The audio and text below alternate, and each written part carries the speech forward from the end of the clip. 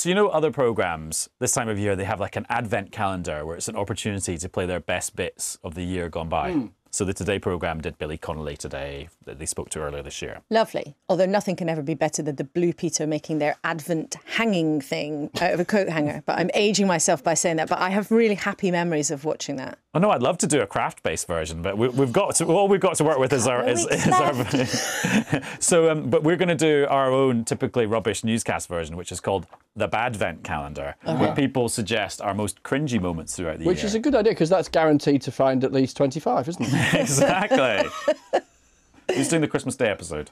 Anyway, yesterday it was me asking a really cringy question to Boris Johnson. Today it's me commenting multiple times this morning on the news about today's biggest political news story. Snogging, smooching, kissing, intimate oral contact. Was that last bit? Was that? I mean, I know. I've run out of words. I've run out of euphemisms. Yeah, but was that truly necessary? Well, I mean, that sounds sort of a medical definition that I don't really want, you know. And the word itself has got enough sort of, what's it, onomatopoeia? Onomatopoeia? Yeah. Is that what it sounds like? I know some. That's like splash. Splash is onomatopoeia. Maybe smooch is more. Well, I never thought that I'd have to say that word on the 6 o'clock news because I would like to make clear the reason you were saying it and the reason we were saying it through the day is because cabinet ministers used that language. Yes, and we'll talk about what that all means We will. in this episode of Newscast. But we would also, I would personally like some examples of times Laura and Chris have said something cringy on this podcast. So let us know, newscast@bbc.co.uk, and we'll get on with this episode of Newscast. Newscast from the BBC.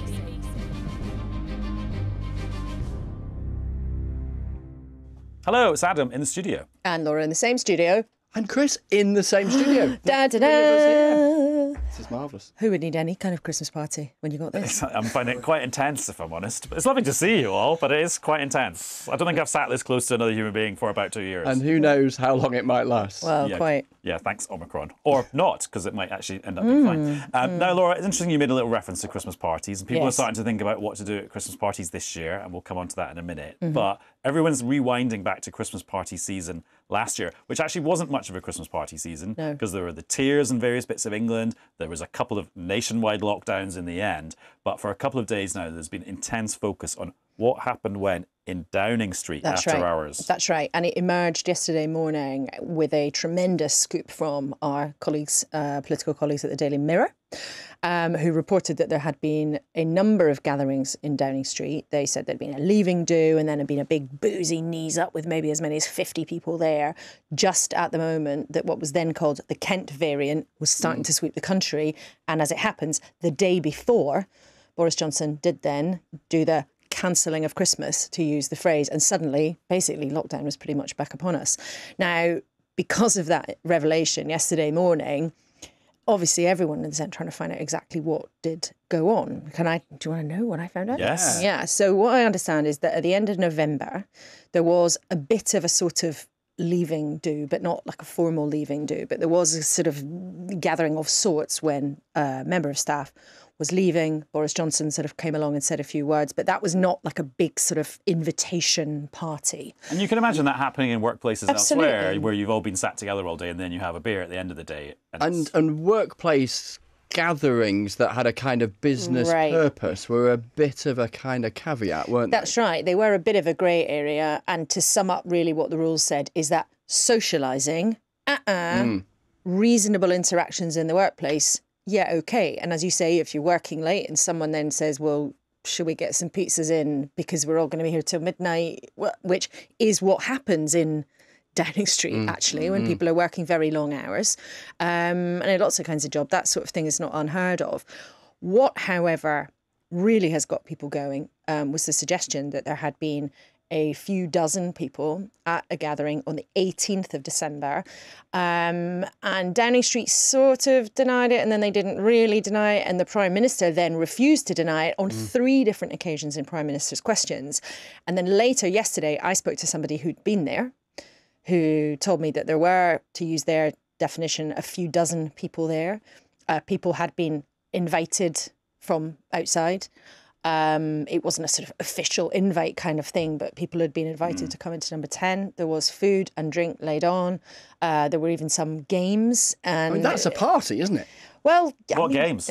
I didn't quite get into that one. Okay, fair. Understood. But actually, they'd send me also, there was some sort of what was described to me as a sort of light-hearted awards ceremony, you know, the kind of end of year kind of. Okay, that sounds pretty organised. Well, look, I mean, this is a definite, you know, I'm not being the moral arbiter, but clearly, you know, so I talked to somebody who was there. I was told it was going on past midnight. And not surprisingly, given what the rest of the country was going through at that moment, that has really upset people.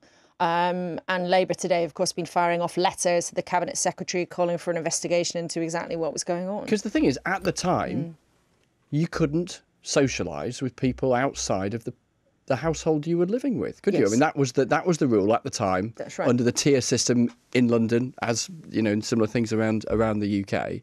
And this looks and sounds and smells like it was a party. Yeah, and it gives Labour absolute fodder to use a charge that they've already been making, as have the SNP, that Boris Johnson runs his government like everyone else has to follow the rules and people who work for him do not. And that's why it's become so politically charged, but also I think for lots of people really emotionally charged. We remember what that time was like. And someone, the person I spoke to who was attending the party even said that the mood was actually a bit down because people were talking about the Kent variant and saying, oh no, it looks like things are going to have to be toughened up again. And then lo and behold, it was the next day that Boris Johnson did bring back even tougher restrictions. He himself was apparently not at that event, so we should just be clear about that. This was sort of staff in the press office and the events team. And we should also say, you know, there's not any official confirmation of any of this kind of stuff. But the two things that intrigue me about this is one, that it's taken a year to come out in a postcode that is known to be a little leaky in terms of people sharing information and gossiping. Although I guess people there would be kind of implicating themselves if they were talking about it too openly. But then also, and we've seen the Prime Minister today completely duck another question when he was asked by a colleague from ITV News about this, and just talked about the situation this Christmas rather than last Christmas.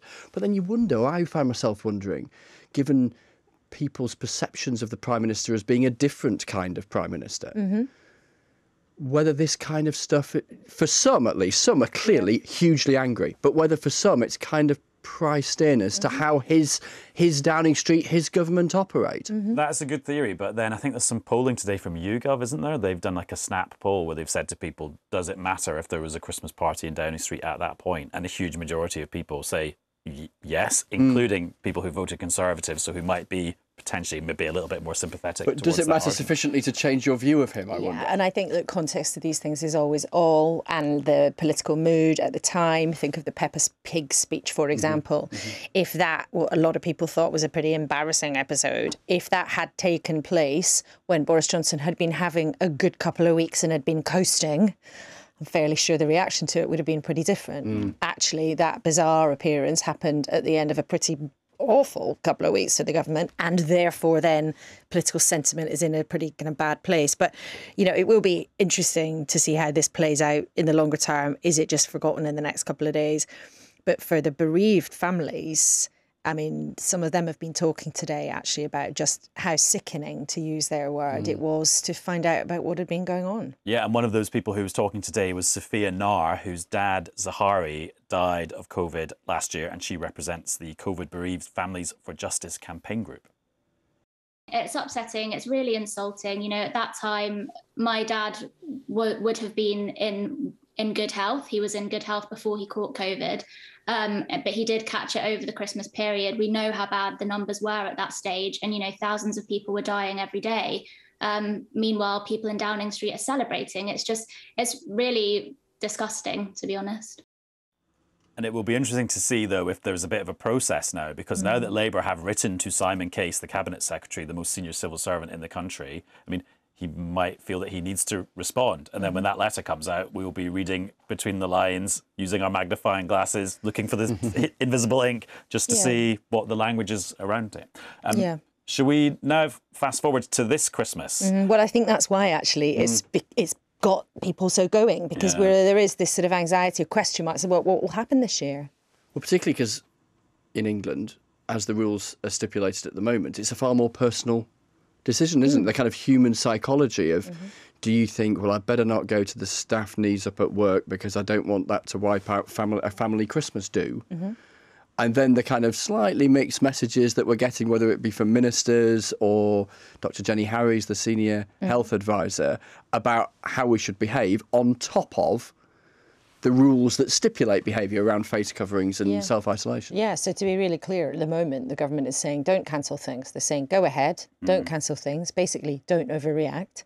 But also, we are in this waiting game until we have more information about whether this new variant is going to be something that is extremely serious, Omicron, or whether actually we can still kind of carry on as you were. So the government's instituted or reinstituted and urging caution, same in Scotland, Cardiff and in Stormont.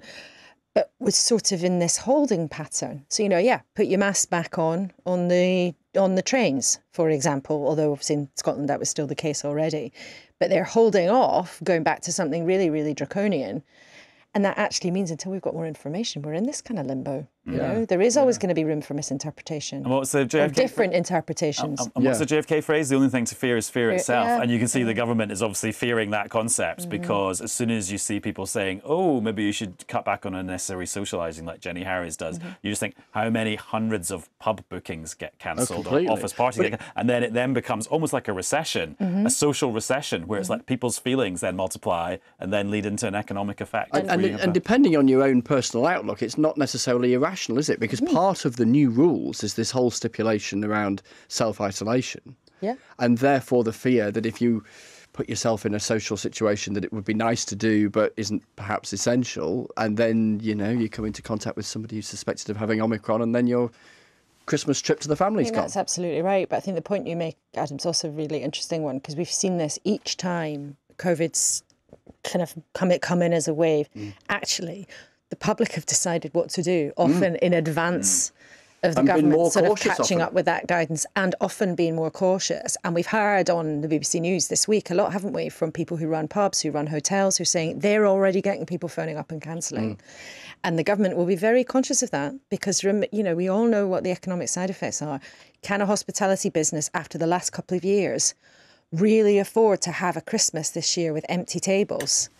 And we're not in the situation we're nothing like the situation where the governments go, oh, let's bring furlough back, let's do that. And yet economic activity may really fall off. And the kind of psychology of it being endemic beyond the pandemic. We've heard the boss of Pfizer, haven't we, talking to Fergus about the idea of potentially having a jab every year. And so, you carry on getting variants that pop up and a period of uncertainty about whether a variant is dangerous or not.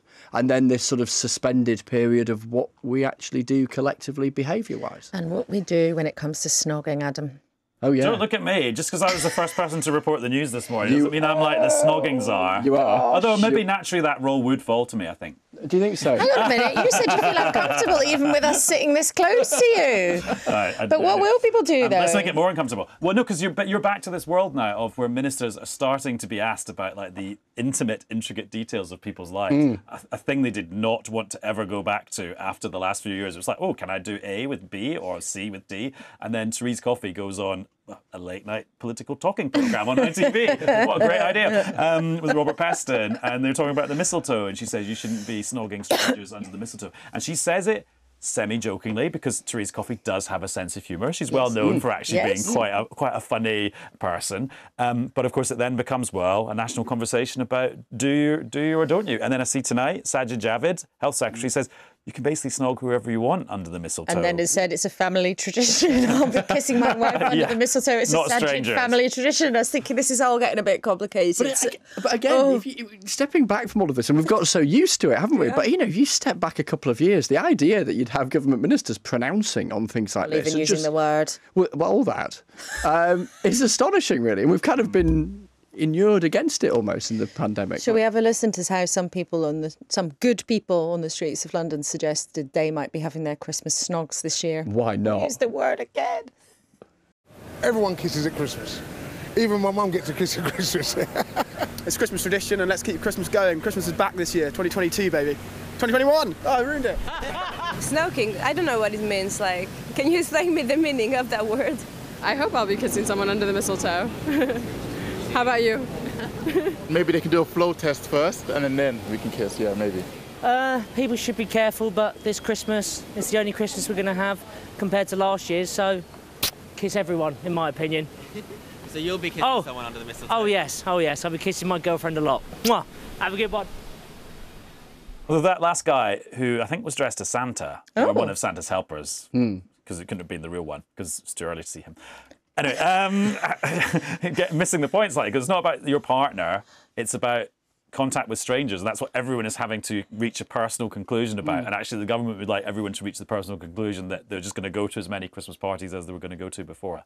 Now, Chris, the bad news for you is you can't have too much of a good thing. No. After 2 years, all three of us are in the studio at the same time. And how nice it is. It is. But like I'm a celebrity, one of us is going to get voted off because we've got a guest coming in. Yeah, so I'm going to vacate. I'm merely the warm-up act as far as this chair is concerned for the Mayor of London. Oh, marvellous. I think that would just be the other side of that door. Yeah, I took the hit on Bad Vent Calendar. You're taking the hit on the seating So plan. yeah, I'm just going to be eject. It's like the sort of Graham Norton thing, isn't it? I should sort of spin off. Have we got a button? As if. But it didn't project me out of the door. Anyway. There's like December the 11th for the Bad Vent calendar. Exactly. Right there. Right, I'm off to my cupboard. All right. So you're in the socially distanced booth of news. We'll chat to you in a bit. Leave my pen lid for Sadiq. Well, now we've got a guest in the studio joining us. It's the Mayor of London, Sadiq Khan. Hello. Well, listen, I'm really grateful those 34 emails and 13 texts and letters have paid off. And I'm finally in your studio, Adam. Good to be here at last. Laura, thank you for putting in a word with Chris and Adam because they're hard taskmasters. They're nice. I'm relieved to finally be on. Thank you, Adam, for having me. And you've relegated Chris back to the cupboards. So, and also, I noticed you were quite multi-layered when you came in. I have just been to Trafalgar Square. We're with the Lord Mayor and with the Mayor of Oslo. We've switched on the Christmas lights and I will not have a beastly word said about the Christmas tree from Norway. They give it to us every year since 1947. It was a wonderful, wonderful event. If you compare it with the Downing Street Christmas tree... Well, can I explain the difference, right? Please do. Well, because you've got the Downing Street Christmas tree, which looks kind of like luxurious and fat and like... opulent. Needly, and then, generous. Like the Prime Minister. Right, but the point I was making is this, look, the Norwegians light their trees differently, the way the Norwegians light their tree, which is the lights going down. I don't want to be obsessed about pine needles, but it does seem to have lost a few, given it's only the beginning of December. What's it going to look like on New Year's Eve? You see? Do you see what I mean? Well, listen, I think the Norwegians that were there in Trafalgar Square and the grateful Londoners that were there in Trafalgar Square think it's a fantastic gift. The fact that one or two of the needles may have come off is a small price to pay for receiving a gift. And I walk past it every day on the way to and from work, so I'll be able to monitor the needle situation for you, Chris, if that's what you would like. I'm glad to hear it. Let's talk about the COVID situation then. Lots of talk already on this episode and in politics generally about whether people should be socialising this Christmas. I mean, you preside over a huge nighttime economy. What's the right amount of going out to do at the moment? No, listen, I think at the moment the advice is you can carry on going out as you've been doing in the recent past, but take sensible precautions. If you're going to big events, do a lateral flow test before you go. If you're going to the office on a daily basis, do a lateral flow test at least twice, thrice a week. Any nerves, take a PCR test. Wash your hands regularly and thoroughly. Wear a face mask, of course, is the law now in public transport and in shops. But if you're indoors and you can't keep a distance, wear a face mask. For those of your listeners that don't realise this, but Chris isn't in the same place as us because he's doing the sensible thing, being in the cupboard, which means that we're safe from him and he's safe from us. So you're saying have the same number of office drinks with your friends you've not seen all year. Don't cancel any of them. I'm not cancelling any of the events that we've organised for me, the events I've organised with my family. What I am doing is making sure that people are being reminded to take a lateral flow test before they come. What I'm doing is reminding people to, be conscious of washing your hands, just checking you have been wearing the face mask. And I think it is possible to take in proper safeguards, live with even the new variant, the Omicron variant, and be able to, have a decent Christmas. And for goodness, don't we deserve it? So as things stand now, just to be really clear, none of the events that are associated with the mayoralty in London are being cancelled. Everything is going ahead exactly as planned. Just to reassure you on that point, Laurie raised a really important point. Back in March 2020, I was cancelling events in advance of the government because I wasn't confident in the advice the government were giving then. So I cancelled the marathon at St Patrick's Day in advance of the government. On this occasion, I think Sajid Javid has acted very sensibly. So you're confident? I tell you why I'm more confident now than I was in March 2020. Saturday evening, we discover there's a first case of this new variant, what does the Prime Minister do? To give him credit, unlike me, organises a press conference and brings back the rules I've been calling for some time. I think that's the right thing to do. Err on the side of caution, better safe than sorry. And I had a briefing today with my experts, the UK experts. We now have, I'm afraid, in London, 16 reported cases of the Omicron variant. It's gone up. I think it is going to go up over the next couple of weeks. The numbers of the variant is going to go up. We don't yet know whether this variant is more severe, less severe, or as severe as Delta. But here's the good news. The numbers of people in hospital with COVID is less than it was this time last year.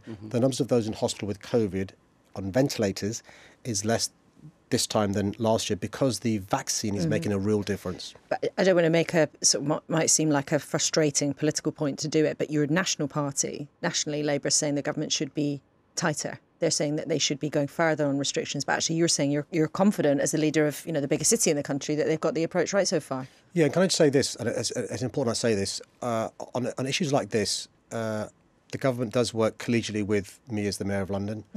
I've got on this issue nothing but praise for Sajid Javid, the way his team work closely with me. It gives us access to experts from the relevant public health bodies.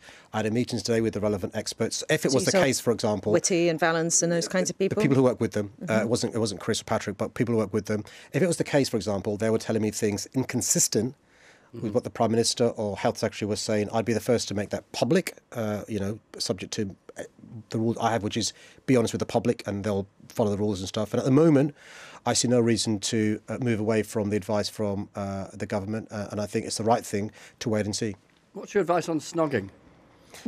Yeah, can I just say, Chris, this is, I've shared this with Adam before we came on air. I choked on my coffee when I saw the phrase from a respected BBC journalist, and I quote, intimate oral contact. I mean, Adam Fleming, for goodness sake. It was in the context of other words for snogging, like smooching, pashing. Explaining as losing. Well, Chris, I'm always cautious. Stop avoiding the question. I'm always cautious. I'm always cautious who I snog.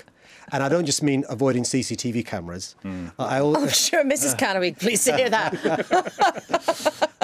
Listen, be sensible in relation to this sort of stuff. On a serious note, I mean, this time of year we do spend lots of time closely with friends and colleagues. Just be sensible in relation to lateral flow tests, making sure you're sensible when you're in confined spaces and stuff. It sounds like you're on the Therese Coffey wing of the snogging spectrum. What did she say? Well, she said, don't snog strangers. As a rule, I don't snog strangers, Chris. Selfies is one thing. Snog is something completely different.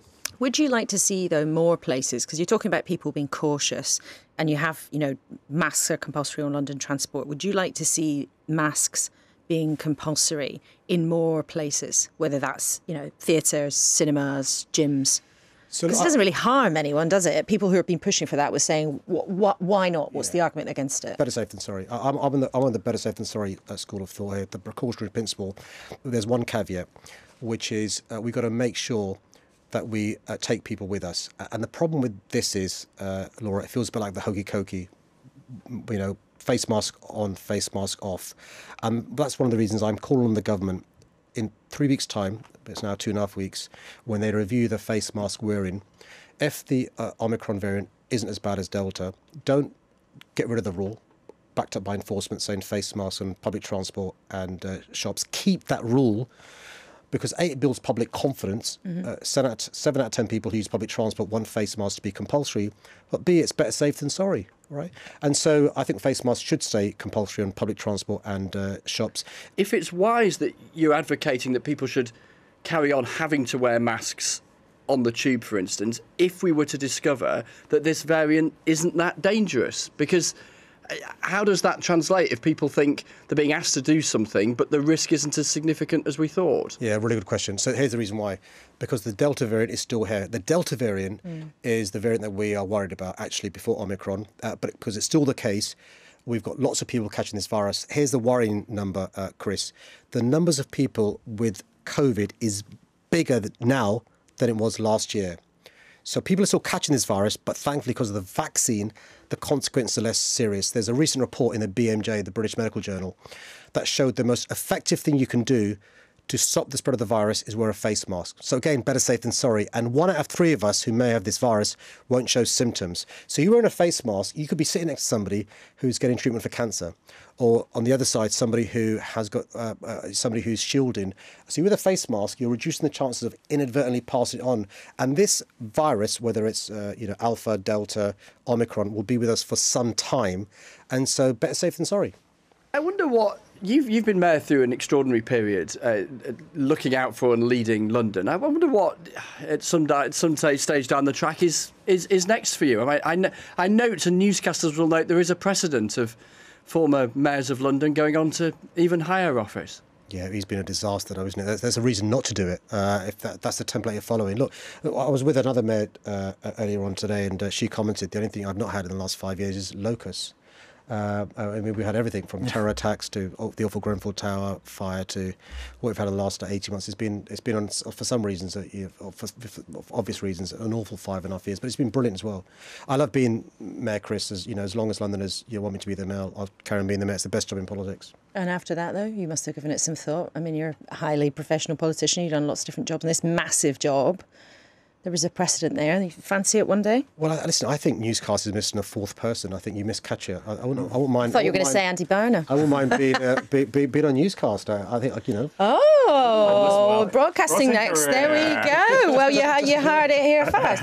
The 4th member of ABBA rejoins. But it must cross your mind, though. I mean, it must cross your mind because being Mayor of London is a massive job. You're running one of the biggest cities in the world. You're dealing with the government in Downing Street all the time. You've been right at the heart of things. What do you must sometimes think about what you do next? Listen, I'm quite clear. There's a great quote from a former mayor of a US city. He said, if the 19th century was about empire, 20th century about nation states, 21st century is about cities and mayors. That's where the action is. And I love being the mayor. The idea of going, back to Parliament, being desperate to be the king of the world is not something for me. I quite enjoy being the mayor. King of London? Is that what you said?